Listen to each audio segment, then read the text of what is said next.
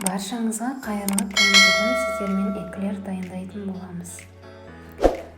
Ол үшін 160 грамм су, сүт ыдысымызға құйып аламыз. Газдың астын жағып, оған сары майымызды салып, ерігенше араластырамыз.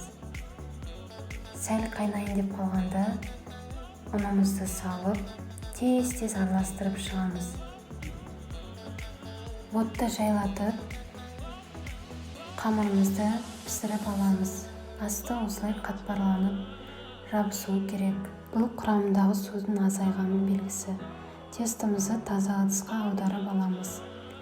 Тестіміздің әбден суығанын күтеміз. Суығаннан кейін бір жұмыртқадан қосып отырып, асықпай миксерлеп аламыз. Эклеріміз жақсы шықсын десеңіз, міндетті түрде жұмыртқаны граммен есептеп салып отырыңыз. Жақсылап миксерлеп аламыз. Бізде қою қаймақ сияқты қамыр шығуы тиіс.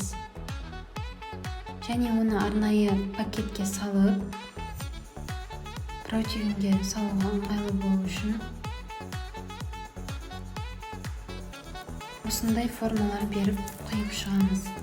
210 градуста алдын ала қыздырылған пеште 15 минут қызарғанша пісіреміз. Содан кейін 150 градусқа төмен түсіріп 25 минут кептіреміз.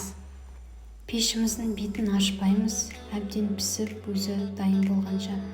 Кремді дайындауға көшейік. Ол үшін бір банка сгущенка мен бір пачка сары май қажет болады. Екеуін әбден араластырып,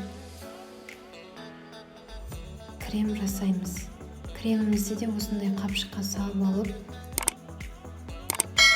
дайын болған эклеріміздің ішіне саламыз. Бетін сахарный пудрамен әдемілейміз. Шайларымыз тәтті болсын.